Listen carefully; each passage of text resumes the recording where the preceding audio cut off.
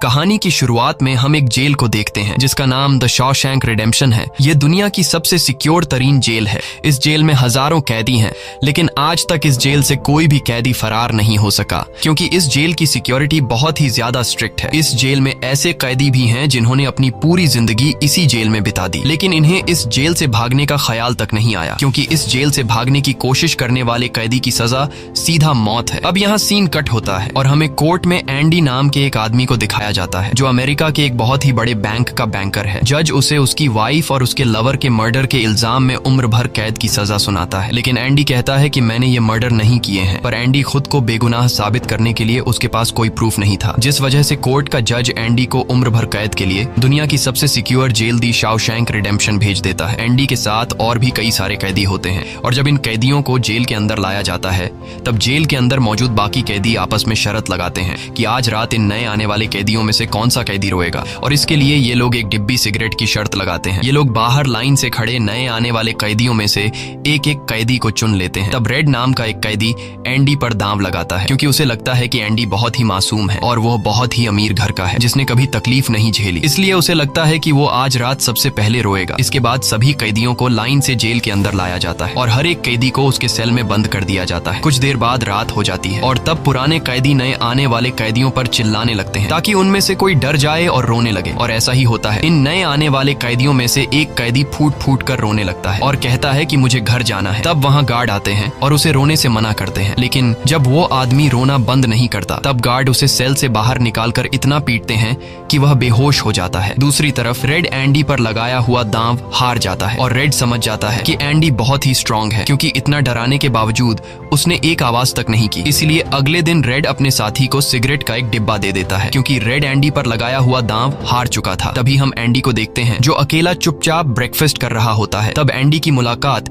Jail के सबसे पुराने कैदी ब्रुक्स से होती है। ब्रुक्स को यहाँ इस जेल में लगभग 50 साल पूरे होने वाले हैं। एंडी समझदारी से ब्रुक्स से इस जेल के सभी छोटे बड़े रूल्स और हर एक कैदी के बारे में जानने की कोशिश करता है। तब ब्रुक्स एंडी को जेल का हर एक सीक्रेट बता देता है और वो एंडी से कहता है कि अगर तुम्हें जेल के बाहर से कुछ मंगवाना हो तो रेड नाम के कैदी के पास जाना। ये सुनते ही एंडी भी इंतजार नहीं करता और वह सीधा रेड के पास पहुंच जाता है और रेड से कहता है कि मैंने सुना है तुम बाहर से किसी भी चीज को अंदर मंगवा सकते हो। तब रेड कहता है हाँ मैं मंगवा सकता हूँ, लेकिन ऐसी चीज जो यहाँ से भागने या फिर किसी को मारने में काम ना आती हो। एंडी रेड से कहता है कि मुझे हैमर यानी एक हथौड़ा चाहिए। हथौड़े का नाम सुनते ही रेड कहता है कि तुम्हें हथौड़ा ही क्यों चाहिए, क्या तुम हथौड़े से किसी को मारने वाले तो नहीं हो? तब एंडी कहता है नहीं, मैं किसी को मारने वाला नहीं हूँ, मेरा यहाँ कोई भी दुश्मन नहीं है। ये सुनकर रेड कहता है कि तुम्हारा यहाँ दुश्मन तो नहीं है, लेकिन जल्द ही कुछ लोग तुम्हारे दुश्मन बनने वाले हैं। वो कुछ लोगों की तरफ इशारा करके एंडी को वार्न करता है कि इन लोगों की गंदी नजर तुम पर है, इसलिए इनसे बच कर रहना। अगले दिन एंडी के कहने पर रेड उसके लिए हैमर मंगवा देता है और जब वो हथौड़ा देखता है तो रेड हंसने लगता है क्योंकि हथौड़ा साइज में बहुत ही छोटा होता है और रेड मन ही मन सोचता है कि इस हथौड़े से जेल में सुरंग बनाने में 600 साल लग जाएंगे। इसके बाद रेड ब्रुक्स के जरिए एंडी के सेल तक हथौड़ा पहुंचा देता है। ऐसे ही दिन बीतते हैं और एक दिन जब एंडी लॉन्ड्री में काम कर रहा होता है तब वो 3 लोग जिनकी एंडी पर गंदी नजर होती है वो एंडी को पकड़ लेते हैं। एंडी उनसे अपने आप को छुड़ाने की कोशिश करता है पर 3 लोगों को वह अकेले कंट्रोल नहीं कर पा रहा था, इसलिए ये तीनों पहले एंडी को खूब पीटते हैं और फिर एंडी के साथ गलत करते हैं। यह सिलसिला इसी तरह चलता रहता है। ये लोग हमेशा एंडी को पकड़ते और फिर उसे मारकर उसके साथ गलत करते रहते। इस तरह से 2 साल बीत जाते हैं और एक अनाउंस होता है कि छत की मरम्मत के लिए कुछ लोगों की जरूरत है। यहाँ कैदियों की एक टीम छत के काम के लिए तैयार हो जाती है जिसमें रेड और एंडी भी शामिल होते हैं। ये लोग सब अपने काम पर लग जाते हैं और छत पर उनकी देखभाल की जिम्मेदारी एक बहुत ही सख्त सिक्योरिटी गार्ड की होती है जिसका नाम हैडली है। हैडली बहुत ही स्ट्रिक्ट इंसान है जो जरा सी गलती पर कैदियों को बहुत बुरी तरह पीटता है। जब सभी कैदी छत पर काम कर रहे होते हैं तब हैडली थोड़ा परेशान होता है और अपने साथियों से कहता है कि मेरे भाई की हाल ही में मौत हुई है जिसके अकाउंट में $30,000 पड़े हैं। अब मेरे भाई का मेरे अलावा इस दुनिया में और कोई नहीं है, इसलिए उसके पैसे पर मेरा हक बनता है। लेकिन परेशानी की बात यह है कि जब मैं इन $30,000 को अपने अकाउंट में ट्रांसफर करूंगा तब सरकार मुझसे टैक्स के रूप में सारे पैसे ले ले लेगी। हैडली जब अपने साथियों से यह बातें कर रहा था तब एंडी भी इसकी सारी बातें सुन लेता है। एंडी जो कि एक बहुत बड़ा बैंकर है, उसे पता था कि इन पैसों को बिना गवर्नमेंट को टैक्स दिए कैसे निकाला जा सकता है। इसके बाद एंडी बिना सोचे हैडली के पास जाता है और उससे कहता है कि क्या तुम अपनी बीवी पर भरोसा करते हो? ये बात सुनते ही हैडली को गुस्सा आ जाता है और वह एंडी को पकड़कर छत के किनारे ले जाता है, लेकिन उसे नीचे फेंकने से पहले एंडी उसे बताता है, अगर तुम अपनी बीवी पर भरोसा करते हो कि वह तुम्हें धोखा नहीं देगी तो तुम आसानी से अपने भाई के पैसे अपनी वाइफ के अकाउंट में ट्रांसफर कर सकते हो, वह भी बिना टैक्स दिए, क्योंकि गवर्नमेंट का एक रूल है कि कोई भी इंसान अपनी पत्नी को पूरे जीवन में $60,000 तक गिफ्ट कर सकता है और इन पैसों पर कोई टैक्स नहीं लगता। और एंडी यह भी कहता है कि अगर तुम बाहर से किसी लॉयर को रखोगे तो वह तुमसे बहुत ज्यादा पैसे चार्ज करेगा, लेकिन मैं ये काम तुम्हारे लिए फ्री में कर सकता हूँ। तब हैडली पूछता है, बदले में तुम्हें क्या चाहिए? इस पर एंडी मुस्कुराते हुए कहता है, मुझे कुछ नहीं चाहिए, जब तुम्हारा काम हो जाए तुम बस मेरे सारे दोस्तों को बियर पिला देना। और अगले दिन सभी कैदी छत पर बैठकर बियर का मजा ले रहे होते हैं, यानी एंडी ने हैडली का काम कर दिया था, लेकिन एंडी बियर नहीं पीता। वह एक कोने में बैठकर सभी को बियर पीते देखकर खुश होता है। एंडी के साथी भी उससे बहुत खुश होते हैं, क्योंकि जेल में बियर पीना ऑलमोस्ट इम्पॉसिबल था, लेकिन एंडी की वजह से उनकी यह इच्छा पूरी हुई। फिर समय ऐसे ही बीतता है और एंडी और रेड की दोस्ती गहरी हो जाती है। कुछ दिन बाद जेल में सभी कैदियों को फिल्म दिखाई जाती है और सभी लोग रीटा हेवर्थ की फिल्म देख रहे होते हैं। तब एंडी रेड के पास आकर कहता है, मुझे रीटा हेवर्थ का एक बड़ा पोस्टर चाहिए। एंडी रेड से इसलिए पोस्टर मांगता है क्योंकि पूरे जेल में एक रेड ही था जो बाहर से किसी भी चीज को मंगवा सकता था। इसके बाद एंडी बाहर निकलता है, लेकिन जैसे ही वह बाहर आता है वहाँ वही 3 लोग खड़े होते हैं जो एंडी के साथ गलत करते थे। वह एंडी से कहते हैं, चलो हमारे साथ, लेकिन इस बार एंडी मना कर देता है। एंडी के मना करने पर वो लोग उसे पकड़ लेते हैं और उसके साथ जबरदस्ती करने की कोशिश करते हैं, लेकिन एंडी भी उनका मुकाबला करता है, पर वो लोग 3 होते हैं, जिस वजह से वो एंडी को बहुत ही बुरी तरह से पीटते हैं। पर आज ये लोग एंडी के साथ कुछ कर नहीं पाते, लेकिन एंडी को ये लोग इतना मारते हैं कि एंडी 1 महीने के लिए अस्पताल में चला जाता है और साथ ही वो आदमी जिसने एंडी को मारा होता है उसे 1 हफ्ते के लिए काल कोठरी में डाल दिया जाता है। 1 हफ्ते बाद जब वो वापस अपने सेल में आता है तो वहां पर वही ऑफिसर होता है जिसका एंडी ने $30,000 का टैक्स बचाया था, और इस ऑफिसर को किसी ने बता दिया था कि एंडी को इस आदमी ने इतना मारा है कि वो बेचारा 1 महीने के लिए अस्पताल में चला गया है। अब यहाँ वो ऑफिसर उस आदमी को इतनी बुरी तरह से मारता है कि वो हमेशा के लिए पैरालाइज हो जाता है। 1 महीने बाद जब अस्पताल से एंडी वापस अपने सेल में आता है तब उसे अपने सेल में रीटा हेवर्थ का एक बड़ा पोस्टर मिलता है, जो कि असल में एक वेलकम गिफ्ट होता है रेड की तरफ से। इस तरह से दिन गुजरते हैं और एक दिन जेल का वार्डन सिक्योरिटी गार्ड के साथ एंडी के सेल में आता है और उसके सेल की तलाशी करवाता है। सेल की चेकिंग लेने के बाद जब वार्डन को कुछ नहीं मिलता तब वार्डन की नजर सामने लगे पोस्टर पर पड़ती है। वार्डन कहता है कि वैसे तो मैं सेल में पोस्टर अलाउ नहीं करता, पर तुम इसे अपने सेल में लगा सकते हो। दरअसल तलाशी तो एक बहाना होता है। वार्डन को इस ऑफिसर ने बताया था कि किस तरह से एंडी ने उसका $30,000 का टैक्स बचाया, इसीलिए वार्डन अपने फायदे के लिए एंडी से मिलना चाहता था। एंडी के हाथ में बाइबल होती है जिसे वह ले लेता है और बाइबल को लेकर वह यहाँ से निकल जाता है, पर कुछ ही दूर जाने के बाद वह वापस लौट कर आता है और उसके हाथ में जो एंडी की बाइबल होती है वह उसे लौटाते हुए कहता है कि मुक्ति इसी में है। अगले दिन वार्डन एंडी को अपने ऑफिस में बुलाता है और कहता है कि तुम्हारे जैसे इंटेलिजेंट आदमी को जेल की सलाखों के पीछे नहीं रहना चाहिए, इसलिए वार्डन एंडी को लाइब्रेरी का असिस्टेंट बना देता है। लाइब्रेरी में वही बुक्स नाम का बूढ़ा आदमी होता है जो कई सालों से लाइब्रेरी संभाल रहा है। तभी वो ऑफिसर जिसके लिए एंडी ने $30,000 बचाए थे वह एक दूसरे ऑफिसर को एंडी के पास लेकर आता है। असल में उसे ITAR का मसला था जिसे कुछ ही मिनटों में एंडी भर देता है, जिस वजह से पूरे जेल में एंडी के चर्चे होने लगते हैं। जैसे जैसे साल बीतते हैं एंडी के पास काम बढ़ता चला जाता है, जिस वजह से एंडी को अपने पास एक असिस्टेंट की जरूरत पड़ती है और वो अपना असिस्टेंट अपने सबसे अच्छे दोस्त रेड को बनाता है। एक दिन लाइब्रेरी में ब्रुक्स एक कैदी के गले पर चाकू रख देता है और वो उसे बिना वजह मारने की धमकी देता है। असल में सरकार ने उसकी सजा माफ कर दी है, पर वो इस जेल को छोड़कर नहीं जाना चाहता। आज उसे इस जेल में पूरे 50 साल हो चुके हैं। उसकी पूरी जिंदगी इसी जेल में बीत गई है और वो बिल्कुल भूल चुका है कि बाहर की दुनिया कैसी है। ये जेल की दुनिया ही उसकी असली दुनिया है और उसे लगता है कि अगर उसने किसी का खून कर दिया तो उसकी सजा बढ़ जाएगी और उसे इसी जेल में रखा जाएगा। एंडी के समझाने पर ब्रुक्स उस आदमी को जिसकी गर्दन पर उसने चाकू रखा था छोड़ देता है। अब न चाहते हुए भी ब्रुक्स जब जेल से छूटने के बाद बाहर आता है तो उसे बाहर की दुनिया बहुत अजीब लगती है। 50 सालों में बाहर की दुनिया की रफ्तार काफी ज्यादा बढ़ गई होती है। जहाँ सड़क पर पहले एक गाड़ी दिखती थी, अब सड़कों पर गाड़ियों कैदियों की भीड़ है। कुछ दिन बाद वो एक सुपरमार्केट में काम करने लगता है, लेकिन उसका बाहर की दुनिया में बिल्कुल भी मन नहीं लगता। उसे बार बार जेल की याद आती है और वो जेल में वापस आना चाहता है। इसीलिए वो कभी कभी सोचता है कि वो कोई क्राइम करे ताकि वह फिर से इस जेल में जा सके। लेकिन ब्रुक्स इस उम्र में कोई भी क्राइम नहीं करना चाहता था और इस भीड़ भाड़ वाली तेज रफ्तार वाली जिंदगी में ब्रुक्स सरवाइव नहीं कर पाता और अपनी जान दे देता है। मरने से पहले वो जेल में अपने साथियों के नाम एक खत लिखता है, जिसे पढ़ते हुए सभी बहुत ज्यादा इमोशनल हो जाते हैं। वहीं हमें जेल दिखाई जाती है जहां पर वार्डन एक नया प्रोग्राम शुरू करता है। इस प्रोग्राम में जेल की कैदियों को बाहर ले जाकर काम करवाया जाएगा ताकि उन्हें पता चल सके कि मेहनत से पैसे कैसे कमाए जाते हैं। और कैदी भी इस काम के लिए मान जाते हैं क्योंकि वह सब भी बाहर की हवा खाना चाहते थे। और इस तरह से वार्डन इन कैदियों से काम लेता है। पर इस प्रोजेक्ट के जरिए वार्डन को बहुत सारे कॉन्ट्रैक्ट मिल जाते हैं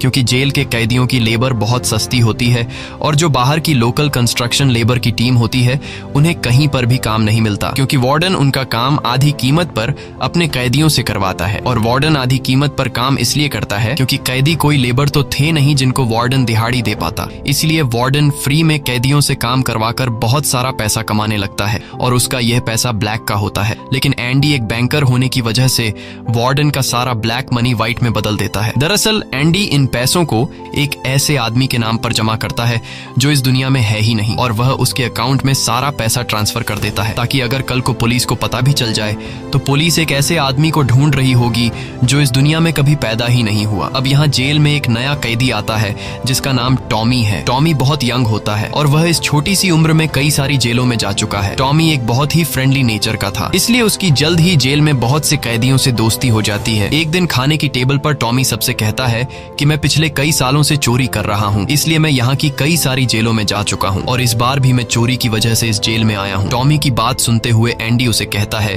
कि अगर तुम चोरी करने के बाद बार बार पकड़े जा रहे हो तो इसका मतलब ये है कि यह काम तुम पर सूट नहीं करता, इसलिए तुम्हें चोरी करना छोड़ देना चाहिए। टॉमी को एंडी की यह बात बिल्कुल ठीक लगती है, इसलिए टॉमी रेड से एंडी के बारे में जानकारी लेने लगता है। टॉमी रेड से कहता है कि एंडी बहुत ही इंटेलिजेंट और डिसेंट इंसान है, उसे जेल क्यों हुई है। रेड उसे बताता है कि एंडी एक बहुत बड़ा बैंकर था, लेकिन उसने अपनी वाइफ और उसके लवर का कत्ल किया, जिस वजह से उसे उम्र भर कैद हुई। यह सुनकर टॉमी सोच में पड़ जाता है, जैसे उसे कुछ याद आया हो। उसके बाद वह एंडी को बुला लेता है। अब टॉमी के सामने एंडी और रेड होते हैं। टॉमी इन दोनों को बताता है कि 4 साल पहले मैं एक जेल में गया था जहाँ पर मुझे एक कैदी मिला और उस कैदी ने मुझे बताया कि एक रात वह एक घर में चोरी करने गया। चोरी के दौरान उस घर का मालिक जाग गया। अब पकड़े जाने के डर से उसने उस घर के मालिक और उसकी पत्नी को मार डाला। बाद में उसे पता चला कि वो दोनों पति पत्नी नहीं थे बल्कि लवर थे और वो औरत एक बहुत बड़े बैंकर की पत्नी थी। कुछ समय बाद जब मैंने अखबार में न्यूज पढ़ी तो मुझे पता चला कि पुलिस ने जब इन 2 मर्डर्स के बारे में जांच की तो पुलिस को शक हुआ कि इन दोनों को बैंकर ने मारा है। इसलिए बैंकर को उसकी पत्नी और उसकी पत्नी के लवर के हत्या के इल्जाम में गिरफ्तार कर लिया गया। यहाँ हमें पता चलता है कि एंडी बेगुनाह था। ये सब जानने के बाद एंडी वार्डन के पास जाता है और उससे ये सारी बातें बताता है, पर वार्डन जानबूझकर उसकी बातों पर विश्वास नहीं करता क्योंकि एंडी वह इंसान है जो उसके काले पैसों को व्हाइट में बदलता है और वार्डन के सारे राज जानता है। इसलिए अगर एंडी यहाँ से चला गया तो वार्डन न तो और पैसे कमा पाएगा और शायद उसके ब्लैक पैसों का राज भी खुल जाएगा। इसलिए वह एंडी से कहता है कि यह एक झूठी कहानी है, मुझे ऐसी कहानियां रोज सुनने को मिलती हैं। एंडी वार्डन से वादा करता है कि अगर मैं आजाद भी हो गया तो मैं तुम्हारा राज ही रखूंगा, लेकिन वार्डन एंडी की कोई भी बात नहीं सुनता। यह देखकर एंडी को बहुत गुस्सा आता है कि मैंने इस आदमी की इतनी मदद की लेकिन आज बेगुनाह होने के बावजूद भी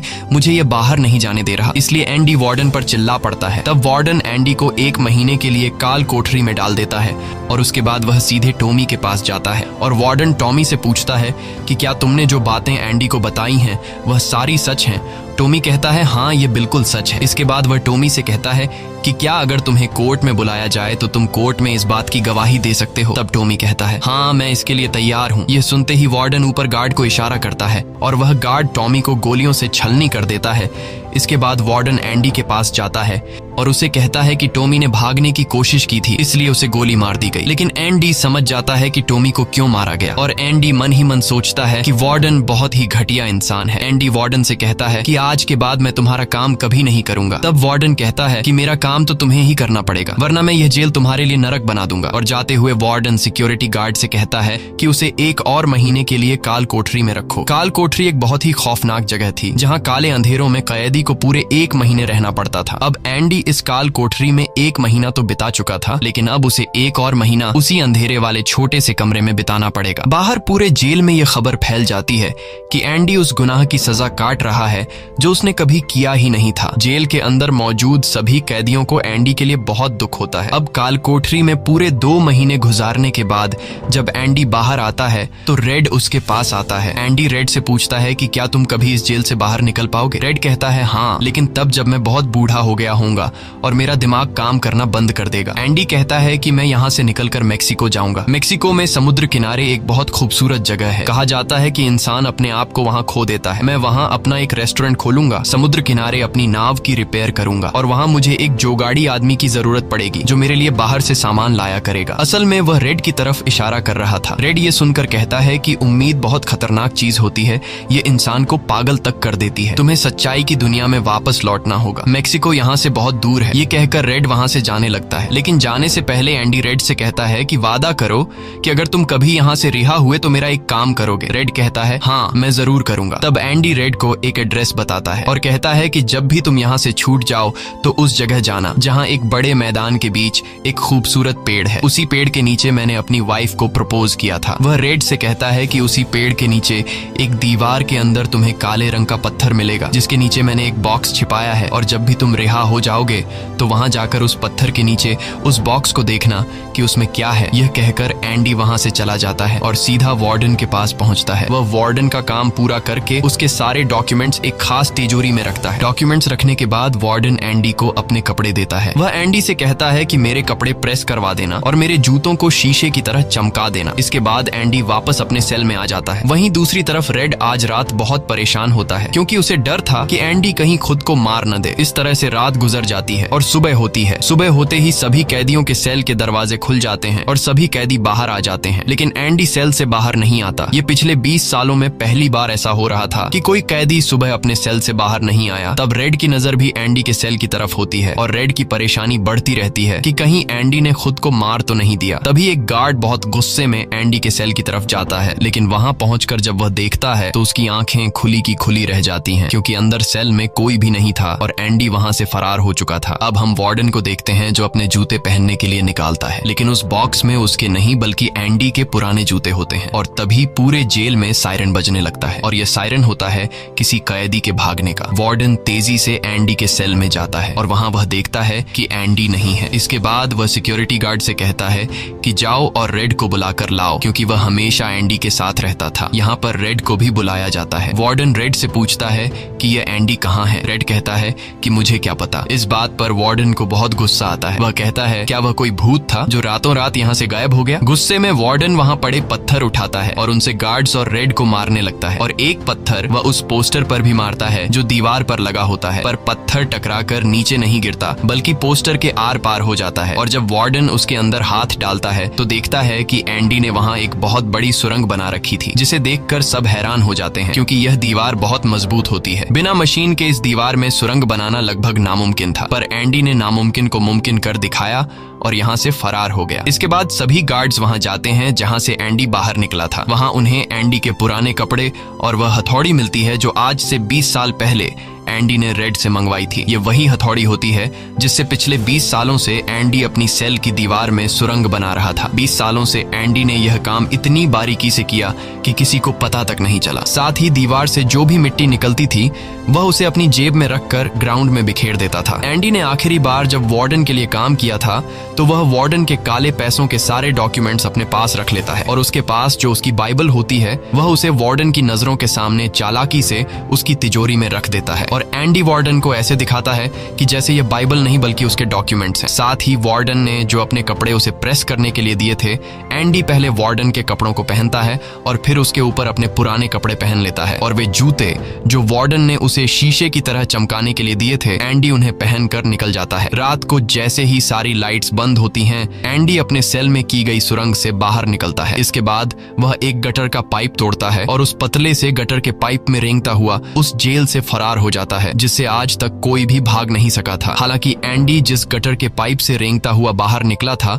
वह लगभग 2 किलोमीटर लंबा था। अगली सुबह एंडी उस बैंक में जाता है जहां पर वार्डन का सारा ब्लैक पैसा होता है। ये पैसे एक ऐसे आदमी के नाम पर होते हैं जो इस दुनिया में है ही नहीं। ये सारा डॉक्यूमेंट्स का खेल एंडी ने ही तो बनाया था और बैंक में उस अकाउंट के ओनर का जो सिग्नेचर था वह जेल से एंडी किया करता था। इसलिए एंडी को वार्डन का सारा पैसा निकालने में कोई मुश्किल नहीं होती। एंडी के पास उस आदमी के नाम के सारे डॉक्यूमेंट्स होते हैं, इसलिए एंडी बैंक्स में जाकर सारे पैसे निकाल लेता है और ये पैसे होते हैं $3,70,000। यानी कि एंडी न केवल आजाद हुआ बल्कि वह पैसों से माला माल भी हुआ। और यहाँ हमें पता चलता है कि एंडी जिस दिन से उस जेल में एंटर हुआ था उसी दिन से वह इस काम की प्लानिंग कर रहा था। वार्डन ने एंडी के साथ जेल में बहुत बुरा सलूक किया था और उसने टॉमी को भी मार दिया था, इसलिए वह वार्डन के काले पैसों के सबूत मीडिया को देता है। अगली सुबह यह खबर न्यूज़पेपर में छप जाती है और जब वार्डन तिजोरी खोलकर देखता है तो उसमें उसके डॉक्यूमेंट्स नहीं बल्कि बाइबल होती है। बाइबल के पहले पेज पर एंडी ने लिखा होता है कि तुमने सही कहा था, मुक्ति इसी में है। और जब वार्डन पेज पलटता है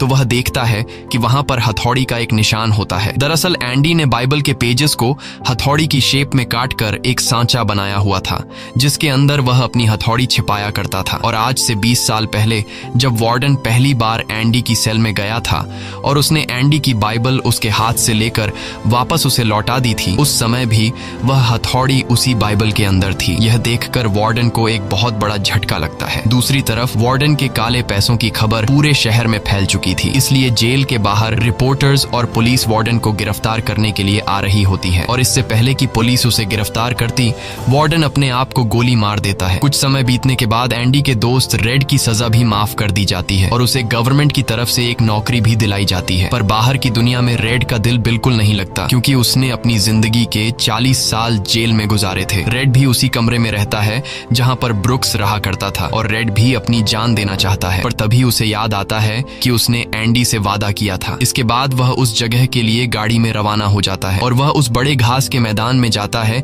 जहां पर एक बहुत बड़ा पेड़ होता है, साथ ही पत्थरों की दीवार भी होती है। उस दीवार पर एक काले रंग का पत्थर होता है और जब वह उस पत्थर को उठाता है तो उसके नीचे एक बॉक्स होता है। उस बॉक्स के अंदर कुछ पैसे और एक लेटर होता है। ये लेटर एंडी का होता है। उस लेटर में लिखा होता है कि एंडी रेड का उसी जगह पर इंतजार कर रहा है जिस जगह के बारे में एंडी ने रेड को जेल में बताया था। उसके आगे एंडी ने लिखा होता है कि उम्मीद अच्छी चीज होती है। इसके बाद रेड उस जगह पहुंच जाता है और जब वह समुद्र किनारे जाता है तो वो देखता है कि एंडी नाव में बैठकर अपनी नाव ठीक कर रहा है।